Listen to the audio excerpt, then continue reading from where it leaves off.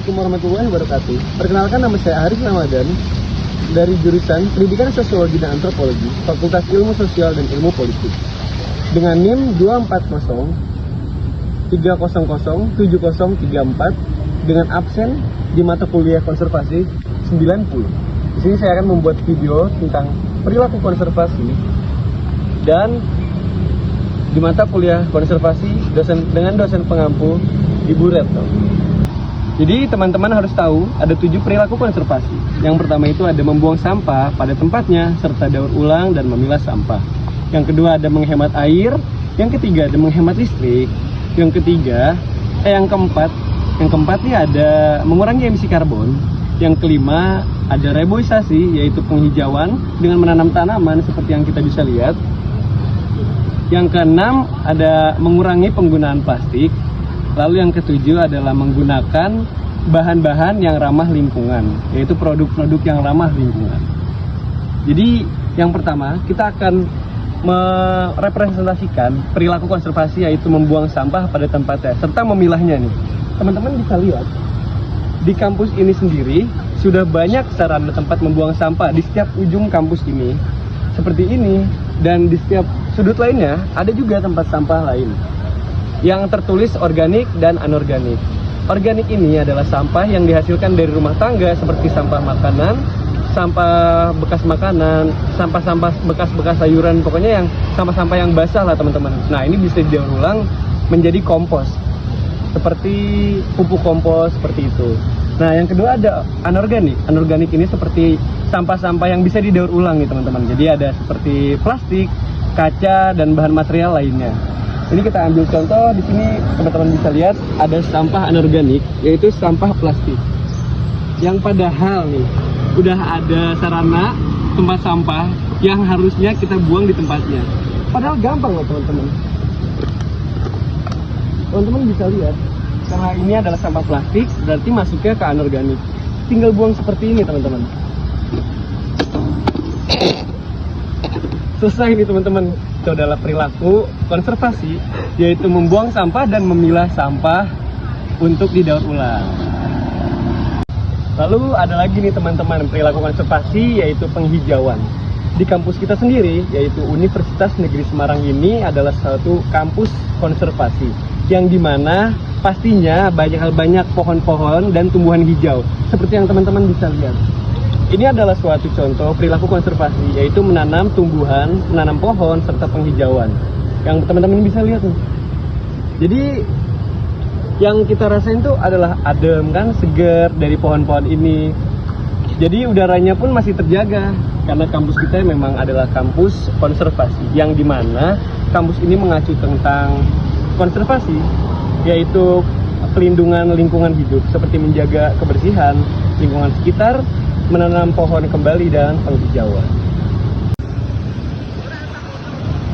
Nah, jadi gitu teman-teman. Ini ada lagi perilaku konservasi, yaitu mengurangi emisi karbon.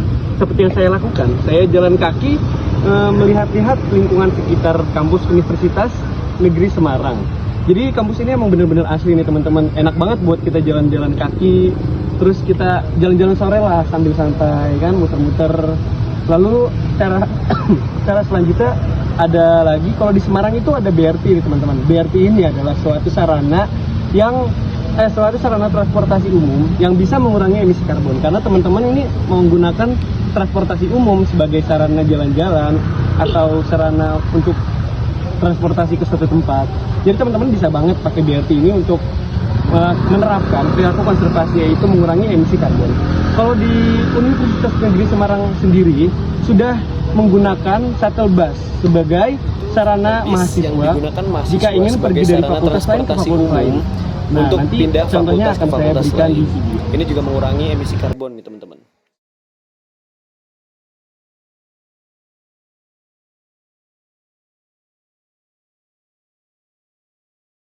Teman-teman, ini ada beberapa perilaku konservasi yang kita lakukan lagi. Setelah kita lakukan yang tadi di luar, ada beberapa, yaitu salah satunya ada membuang sampah dan memilah sampah. Sampah itu ada 2 yang harus kita pilah, ada organik dan anorganik yang sudah dijelaskan tadi.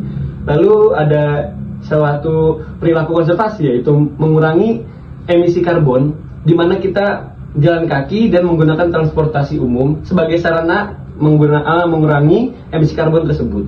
Lalu ada juga penghijauan kembali, di mana kampus kita, yaitu kampus konservasi, masih banyak sekali pohon yang ditanam dan juga suasananya menjadi segar, juga masih bersih lah lingkungannya karena banyak sekali pohon yang tertanam. Ini menggambarkan suatu konservasi.